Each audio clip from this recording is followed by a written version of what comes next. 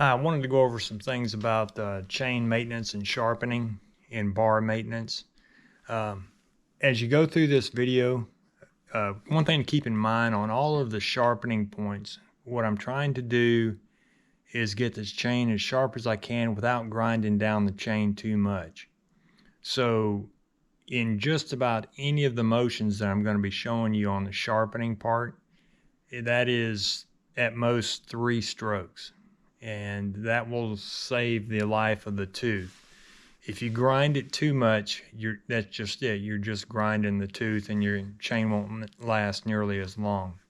So as I go through these procedures, keep in mind that overall, the top edge of the tooth is I usually use no more than 2 strokes. And on the gullet, which we're going to be talking about, the center part of the tooth, I may use 3 to take down more, well, 1 to sharpen it and 2 to keep the shape of the tooth, which I'll explain, in a nice C shape instead of an L shape or losing the gullet. I lost my camera there a second. Anyway, thank you. Enjoy the video. One thing to start out with is keeping it clean.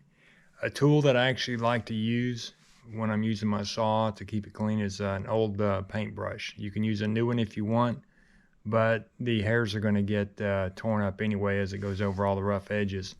Here's what my saw looks like.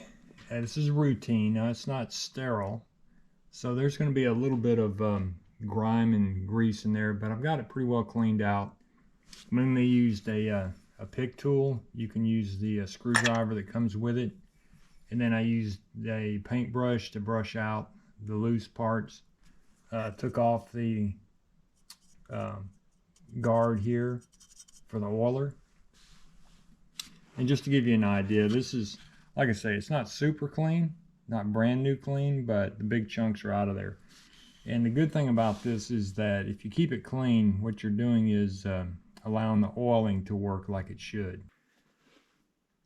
Next part I want to talk about is the bar itself. Now, a bar that's used will have, if you've used it a lot, there's a few things you can do that will really help the cutting. Again, the first thing to do is we're talking about cleaning a thin piece of metal. This is actually a part used for cleaning out the rails. And what this does is, as you can see, it's pulling out grease and chainsaw chips in there.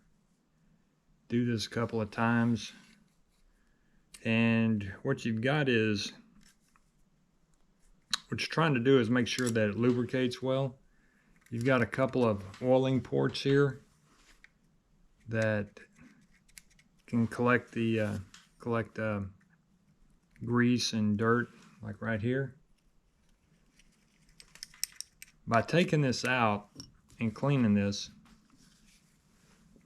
what you're doing is ensuring that, again, the chain gets oiled properly. See there?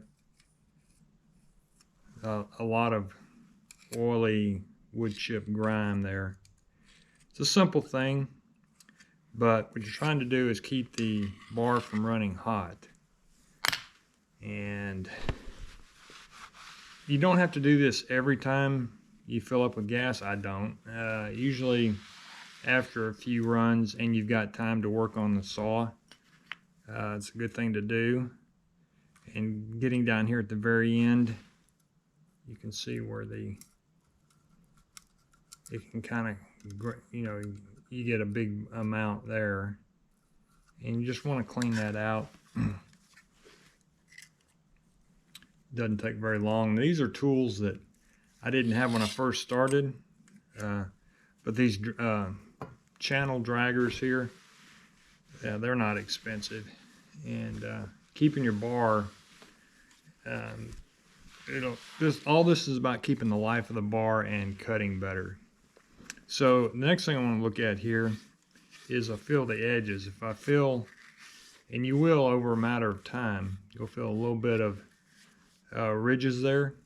And what will happen on extreme is that as you come in to cut,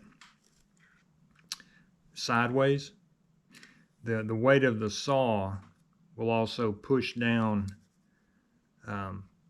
and have more wear and bending and heat on one side of the bar. So the next thing I want to do is use this tool, and this is about $8–10 tool. It's just a right angle file. I use a vise, but what I'll do is you get it squared up and you'll run it back and forth like this, and that'll square the top, and then you'll come into the side and you'll take off that ridge edge. Now what'll happen if a bar, this is actually a very valuable tool. What'll happen is if the bar gets uneven wear, it'd be the common case when you come down to cut into the wood that it'll tilt the chain and the bar will go either one direction or the other direction.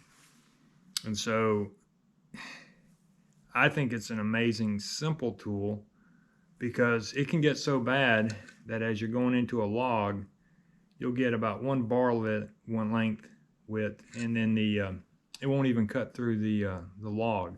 Another one is a minor issue is when it hits it and cuts at an angle. And so you're never going to get the 90-degree cuts that you want. But it's a real easy fix. Like I say, I put this in a vise. Turn my camera around. Vise is my favorite tool to use. You don't have to have it, but I would also make sure, a lot of times when you're doing any of this saw work, use gloves, because you'll get shavings. You'll get shavings that get to your skin.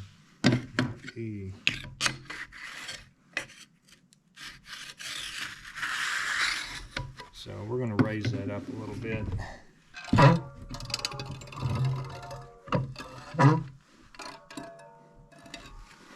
Like that.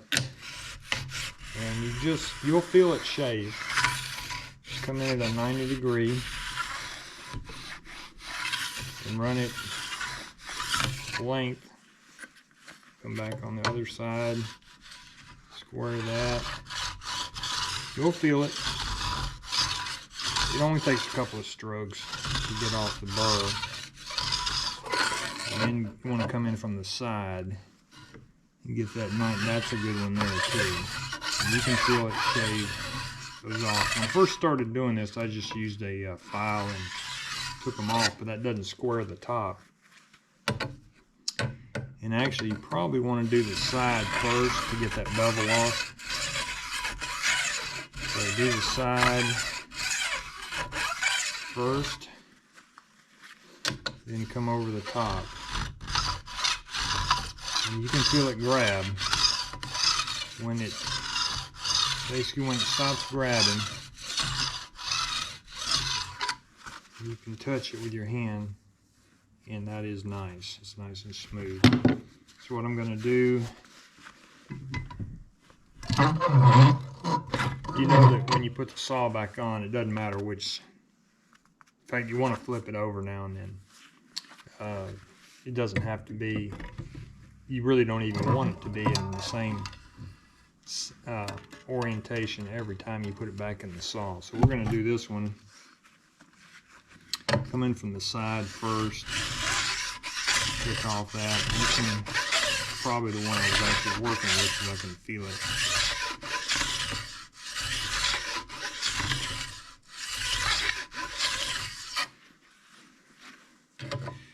Bars, they're about $50, so just by doing this, it really extends the life of the bar.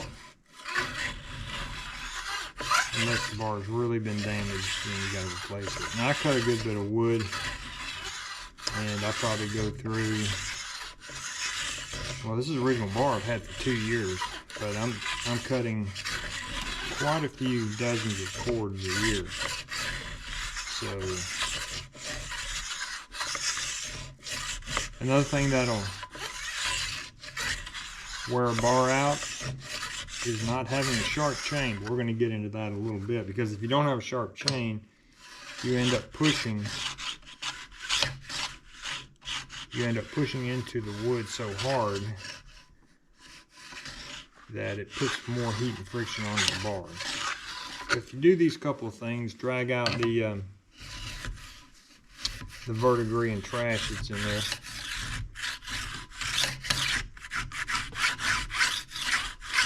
And I can see a little bit of a rough spot there, and that just takes it down.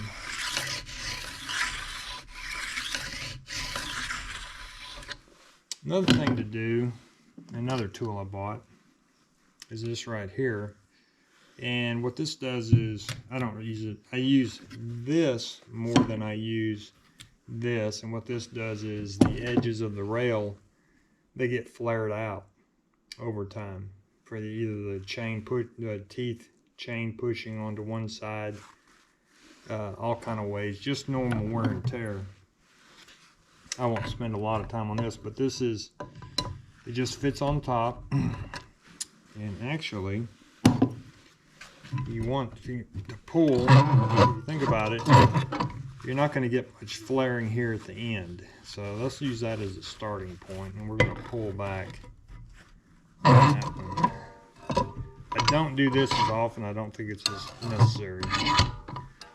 And again, these are not things you need to do every time you use a saw. But after a few times, and then you've got a little time to kind of work on it. So what you do is you just clamping this tool on the end, and get it good and snug on the end there, because this is the end that doesn't have the flaring. And you're just going to pull it straight back, and that'll make the channels uniform width. So come back here, do that. We'll just do it twice. And this one probably a little more expensive, meaning probably $20 give or take. I'm just going to pull that straight back, flip it. Again, this is why I love the dice.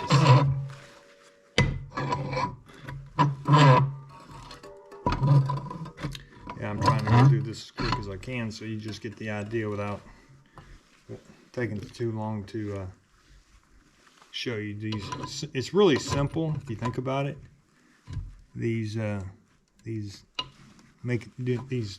working on the bar. Just gonna get it. Just gonna pull it, and that's going to unify that channel width. Okay, and if you do those things, I think you'll find the bar will, your cutting will be a lot better. Again, I think the filing, squaring up the bar, is more important, but an occasional pull on that channel width is real good too.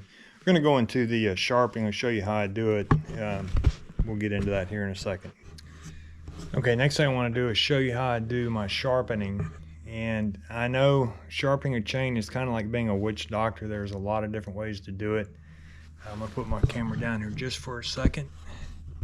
But ideally, what I've come to after many years of sharpening and using different methods, what I like to do is, if you imagine this is the tooth, I use it as really a three-step process. Let's see here.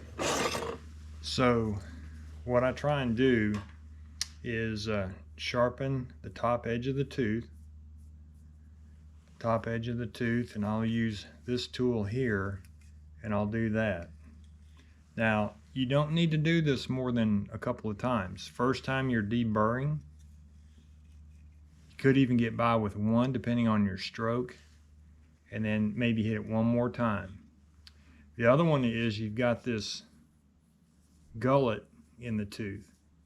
And surprisingly, it took me a few years to kind of figure that out, but that actually aids in your cutting too. Just having sharp teeth up top is only part of the problem, or part of the solution to get to. The other one is to bring the file in and take out and sharpen the gullet. But what you want to do is you want to avoid, when you come through with this method here, you don't want to be pushing down more. You want to be pushing either straight back or even a little high. And you can tell by the tooth when it's shiny. So you'll do the first part here, you come back in here, and I may take 2 or 3 strokes a little more aggressively into the gullet, because what you're trying to do is keep a tooth. You don't want to file the tooth too much. If you file the tooth too much, the whole shape of the chainsaw tooth gets more like this, and then you lose your cutting ability. So what I do to start out with is, and you don't have to find the double tooth. Here it is right here. They're both facing the same direction. But what I'll do is I'll use a permanent marker, which won't stay on there very long really after you start cutting. And I'll mark that back one there so I know when I've gone all the way around. Another thing that I do, if you see, is I've got marks on my bar. Now I've measured these lengths from the back of the saw to these points right here. And I can tell you that this one is 24 inches. 24 inches, which I can put in my splitter. So those are going to be bigger logs. This one is 29 inches, and I have a outside heater, so it'll take 30-inch logs. So if I don't need to split the wood, meaning probably, 6-inch, between 4 and 6 inches, maybe even a 7-inch log, I'll just cut it, and then I don't have to split it later. Now this one's got a mark here for 16-inch logs, which I cut for the inside. So I've seen a lot of different methods on measuring the log length, but bottom line is I find this to be the best. Just measure from the back of the chain to a point here, and that way you can always just drop the chain onto the log, the saw onto the log just for a second, and you'll know where to make your cut. But what I do, just to give you an idea on this, see if I can get this camera set up here. I don't know if it's going to be real good, but it might be kind of hard with one hand. But what I'll do is I'll use 2 hands, and it's 30 degrees. As you can see that mark here, there's an angle right there, 30 degrees. And so I'll basically, the first stroke I'm deburring, and I'm not putting a lot of pressure, well, more than that, but just enough to deburr the tooth, and I'm pulling back, and you can feel the burrs go off. And the second one hit it, another one fairly light, and then you go around and do the other side. Then I come back in behind here with just a file with no guide, and I will pull back and maybe even slightly up. You can hear those burrs coming off on the first, second stroke. If I can do this with one hand, normally I do this with 2, but you're trying to hit the right angle, keeping the angle uniform. Okay, the final chain maintenance that you need to do is something you don't need to do it very often, and it can, it could be 10 tanks of gas before you come back and do it, between 5 and 10 I would say. And even when you come in and check it, you may not have a lot of work to do. Now, as long as the chain has not been damaged by hitting a rock or dug into the dirt, both of those, which will dull it instantly, what you do is you use a chain drag tooth guide. And what this is just a tool that lays over 2 cutting bits with the drag tooth sitting up in the middle. And what this does is it gives a proper height between the drag teeth and the drag tooth. Drag tooth, well, all it does is it does a couple things. One, it pulls the chips out of the cut, and the other thing it does is it adds stability to the cut. Now, a lot of people will think mistakenly you don't want to do this, and that is you don't want to just come here and just take the file the drag tooth all the way down. What that does is it makes the cutting tooth too tall, and so it'll want to take out bigger and bigger chunks. Now that may sound like a good idea, but if you take that all the way down, you're getting too much of a bite onto the wood, and that can make the whole chainsaw bump and chatter, and it actually is pretty dangerous. So what you want is just that proper height between the cutting tooth and the drag tooth. And you use this, and what you do is you just place it over two teeth, and you'll get a file, and you'll come in here, and if it's sitting proud at all, I mean, I can grab a little bit, but I mean, it's in the thousandths of an inch, so it's in pretty good shape. So you'll do that, and you'll go all the way around. So do this with as soon as you get a new chain, and it just stabilizes the cut all the way around. And so you have your drag tooth and you have your cutting tooth, and so this height here is stabilized throughout the chain. So I hope that's helpful. I will say that, I mean, I've probably been using the saw pretty heavy for, oh goodness, it's probably 25 years in my lifetime, and it's not real apparent to a new user how to get the chain as sharp as you can and have a good cutting saw. Because a bad cutting saw, if a chain that's not right or a bar that's off, you really are wasting your time, and you'll use 5 times more energy, and it'll take so much longer to cut. But if you do these things right here and basically keep your angles steady, I think you'll find if you do that right, you'll have a chain that I think cuts in the high 90 percentile of a brand new one. So anyway, thank you. Have a blessed day. And if you have any questions about what I went over, just leave them in the comments.